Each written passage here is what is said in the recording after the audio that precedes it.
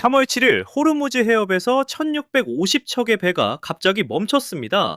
내비게이션이 먹통이 됐어요. 배들이 바다 한가운데서 자기 위치를 몰랐습니다. 그날 유가가 100달러를 넘겼고 결국 126달러까지 갔어요. 여러분 폰에 있는 GPS, 이게 전쟁 무기가 됐습니다. GPS를 내비게이션이라고만 생각하시죠? 사실 GPS의 진짜 가치는 시간입니다. GPS 위성 31기가 지구 궤도에서 보내는 건 위치 신호만이 아니에요. 정밀 시각 신호도 같이 보내거든요. 이 시각 신호에 뭐가 의존하냐면요. 은행 거래 타이밍, 통신 기지국 동기화, 전력망 주파수 조정, 항공 관제까지 전부요. 쉽게 말하면 GPS는 세계 경제의 시계입니다. 시계가 멈추면 은행도, 비행기도, 전기도 엉킵니다. 브라이언 위든이라는 시큐어 월드 파운데이션 전문가가 이렇게 말했어요.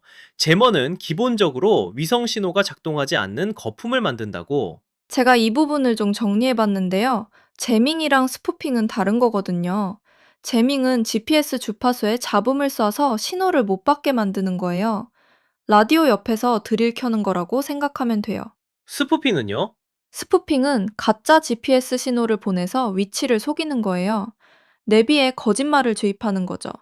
이란이 이걸로 선박 위치를 이란 공항이나 원전이나 오만 내륙에 표시되게 만들었어요.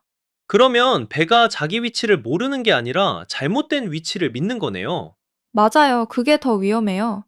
잘못된 위치를 믿고 항해하면 자초하거든요.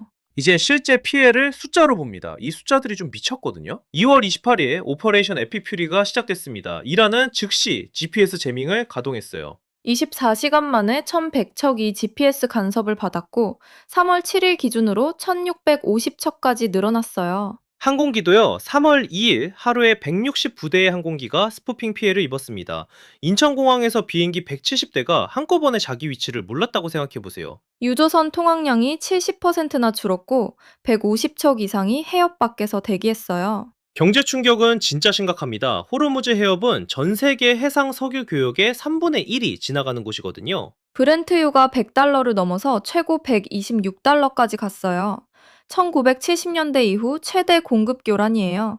초대형 유조선 운임이 하루에 42만 3,736달러, 역대 최고치를 찍었고요. 보험료도 3배에서 4배 올랐어요. 미국 정부가 처분을 주관사로 200억 달러 규모의 해상 보험 프로그램까지 편성했습니다. 여기서 진짜 재밌는 게 있어요. 이란이 GPS를 방해하면서 자기들은 GPS를 안 썼거든요. 뭘 썼는데요? 중국의 베이더우, 전쟁 나흘째에 이란이 드론, 순항미사일, 탄도미사일 전체에 중국 베이더우 3를 통합 완료했어요. 알자지라하고 디펜스 시큐리티 아시아가 확인한 내용이에요. GPS를 제밍하면 자기 미사일도 영향받지 않아요? 그래서 베이더우로 갈아탄 거예요.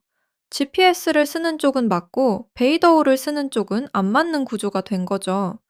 이란 통신부가 직접 인정했어요. 드론과 유도미사일의 표적 도달을 방해하기 위한 목적이라고. 와이파이 고유기를 끄면서 자기만 LTE 쓰는 거네요. 정확한 비유예요. 이게 GPS 단일 의존의 최악의 시나리오예요. 그리고 이란이 단독으로 한 게 아닙니다. 뒤에 중국이 있어요. 미국 외교정책위원회 보고서에 따르면 중국은 수십 년간 디지털 통제 기술을 정제해서 해외에 수출해온 글로벌 검열 초강대국이에요.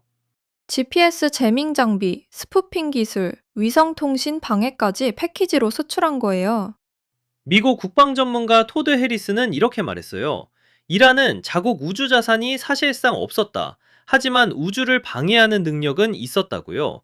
위성을 안 가져도 위성을 무력화할 수 있다는 겁니다. 그러면 투자 관점에서 어떻게 봐야 하냐면요. GPS 대한기술 시장이 폭발하고 있어요. 세 가지가 뜨고 있습니다. 첫째, 이로란. L3 해리스가 통합자 역할을 하고 있는 지상 기반 항법 시스템이에요. 제밍이 거의 불가능합니다. 둘째, 레오 PNT. 소나 스페이스 시스템즈라는 회사가 258기 저궤도 위성으로 GPS보다 12,000마일이나 가까운 데서 강한 신호를 쏘는 거예요. 재밍 저항성이 높죠.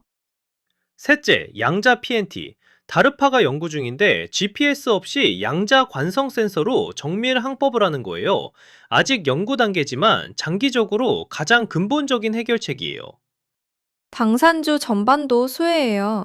로켓랩은 12개월 동안 주가가 300% 올랐고, 백악관 회의에서 RTX, 로키드, 보잉, 노스롭, L3 해리스가 정밀무기 생산 4배 증산에 합의했거든요. 한국 얘기도 안 할 수 없죠. 한국형 위성항법 KPS는 2035년 완성 목표인데 아직 10년이 남았어요. 한국 수출입의 99.7%가 해상 운송이거든요. GPS 교란이 한반도에서 일어나면 물류가 마비됩니다. 북한도 이미 GPS 재밍을 여러 차례 시도한 전력이 있잖아요. 이란전이 보여준 건 GPS가 뚫리면 그 나라 경제가 멈춘다는 겁니다. 정리하면요, 이란은 GPS를 무기로 써서 1650척의 배를 멈추고 유가를 126달러까지 끌어올렸습니다. 중국 베이더호로 갈아타면서 자기들만 미사일을 정상 유도했고요. 그리고 이건 이란만의 문제가 아니에요. GPS에 의존하는 모든 나라가 같은 위험에 노출돼 있습니다. 한국도 포함해서요. 여러분은 GPS 대한기술에 투자하시겠어요? 이로란 대 레오 PNT 어디가 더 가능성 있다고 보세요? 댓글로 알려주세요. 다음 영상에서는 이란이 스타링크를 어떻게 먹통으로 만들었는지, 그리고 그게 스페이스X IPO에 어떤 영향을 주는지 다룹니다. 투자의 책임은 본인에게 있습니다. 지금까지 스페이스밸류 김서준, 이지은이었습니다.